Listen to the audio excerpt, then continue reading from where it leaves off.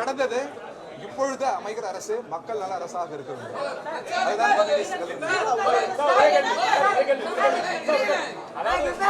ஒரே கேள்வி நீங்க தான் 10 கேள்வி கேட்டுட்டு இருக்கீங்க. இதை கேளுங்க சார், மற்றவங்களை கேள்வி கேட்க விடுங்க. நீங்க 10 கேள்வி கேட்டுட்டீங்க, மற்றவங்களை விடுங்க.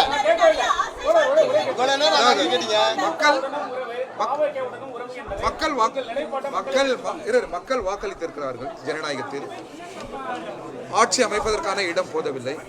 எனவே எங்களிடம் கோருகிறார்கள். நாங்கள் மக்கள் அளித்த அந்த தீர்ப்பை, அவர்கள் முன்மொழிவை நாங்கள் வழிமொழிகிறோம். எங்களால் ஆட்சி அமைக்க முடியவில்லை என்கிற அந்த ஜனநாயக விரோத சிந்தனையோ சொல்லோ வந்துவிடக்கூடாது. எனவே இது மக்கள் அளித்த தீர்ப்பு.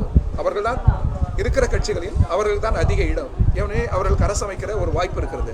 அந்த வாய்ப்பு இடதுசாரிகளால், விடுதலை சிறுத்தைகளால் தடைபட்டு விட்டது என்று யாரும் நினைத்து விடக்கூடாது. அந்த வகையில் இது ஜனநாயக முன்மொழிவுதான்.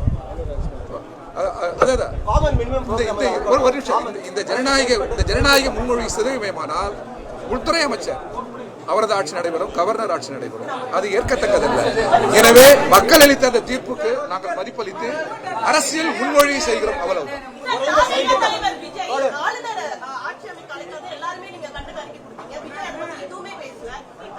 அவர் பேச வேண்டும். இனி வருங்காலங்களில் தமிழக உரிமைகளுக்காக உரத்த குரல் எழுப்ப வேண்டும். ஜனநாயகத்திற்கான உரத்த குரல் எழுப்ப வேண்டும். நமது மதச்சார்பின்மைக்கான உரத்த குரல் எழுப்ப வேண்டும். அவர்களுக்கு இடதுசாரிகளும் இதர ஜனநாயக சக்திகளும் உறுதுணையாக இருக்கும்.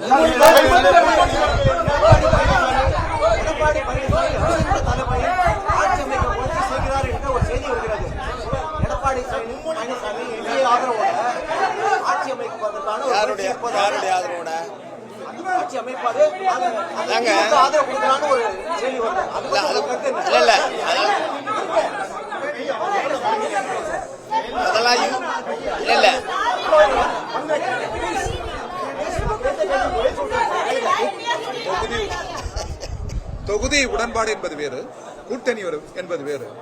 LDF நாங்கள் 10 ஆண்டுகள் தொடர்ந்து பயணித்தோம். அதனுடைய காரணம் மத்திய அரசினுடைய வகுப்புவாதத்தை எதிர்த்து போரிடுவதற்காக, மாநில உரிமைகளுக்காக குரல் எழுப்புவதற்காக. இந்த வகையில் ஜனநாயகத்தையும் இந்தியாவின் கூட்டிசையும் காப்பதற்காக தான் 10 ஆண்டுகள் தமிழக முதல்வரோடு இருந்தோம். இப்பொழுது நாங்கள் அதை தொடர்வோம். வேறொரு ஜனநாயக கட்சியுடன் அதை தொடர்வோம். அது நாடு காக்கிற போராட்டம். இப்பொழுது எழுந்திருக்கிற பிரச்சனை ஆட்சி அமைப்பது. மக்கள் இருக்கிற அரசியல் கட்சிகளில் பெரும்பான்மையை சகோதரர் விஜய் அளித்திருக்கிறார்கள். இந்த வாய்ப்பு தடைபடக்கூடாது. அது இடதுசாரிகளால் தடைபட்டு விடக்கூடாது என்கிற ஜனநாயக சிந்தனைகள் தான் அதை நாங்கள் வழிபடிந்திருக்கிறோம் என்பதை நீங்கள் உணர வேண்டுகிறோம்.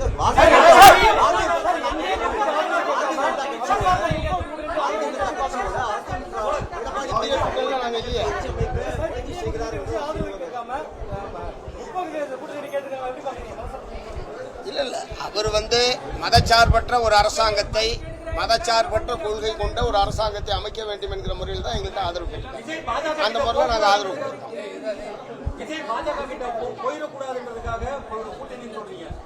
பிற்காலத்தில் போகும் பட்சத்தில் என்ன செய்வீங்க? ஏதேனும் மாநில உரிமை பறிப்போவதோ இல்ல தொழிலாளர் விரோத சட்டத்தில் ஏதேனும் இருந்தால் என்ன செய்யும்? உரத்த குரல் எழுப்புவோம். அவரை நிர்பந்திப்போம்.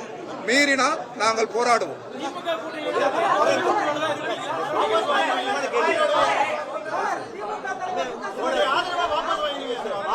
கட்சியோட ஆதரவோட அதிமுக பழனிசாமி ஆட்சி அமைக்க முயற்சி செய்கிறார் என்று ஒரு செய்தி வருகிறது. அதை பற்றி கருத்து வரும்போது பார்த்துக்கலாம். 5 ஆண்டுகளுக்குரிய கேள்விகள் இப்போ கேட்டேன்.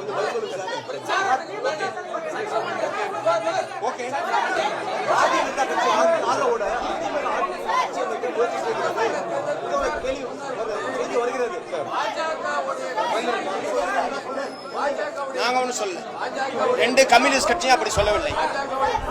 2 கம்யூனிஸ்ட் கட்சியும் அப்படி சொல்லவில்லை. மற்றவர்கள் சொன்னதுக்கு நான் பொறுப்பேற்கிறேன்.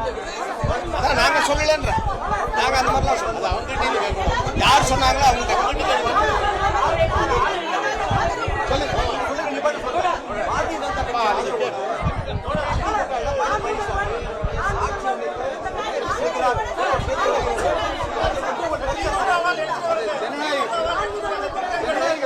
இயல்பானது. ஜனநாயகத்தின் மிக இயல்பானது.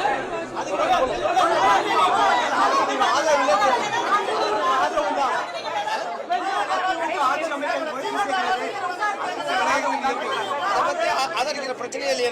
ஆதரவு கொடுத்தவங்க அவங்களுக்கு எப்படி ஆதரவு கொடுப்போம்? என்ன கேள்வி இது? கேள்வியே தப்பு சார். பாஜக முயற்சி செய்கிறது ஒரு செய்தி வருது. அது அவங்க செய்திகளுக்கெல்லாம் பதில் சொல்ல முடியாது. ரெண்டாவது, அப்படி ஒரு இது வந்ததுன்னா நாங்க ஆதரிக்க பிரச்சனை இல்லை, இவங்களை ஆதரிச்சு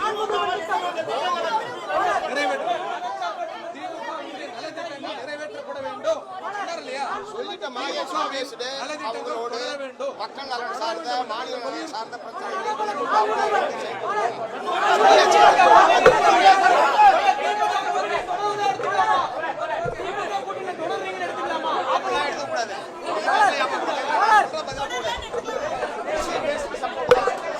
பிளே ஸ்டோர் மற்றும் ஆப் ஸ்டோரில் இருந்து பாலிமர் செயலியை QR கோடு மூலம் பதிவிறக்கம் செய்யுங்கள். செய்திகளை உடனுக்குடன் பெறுங்கள்.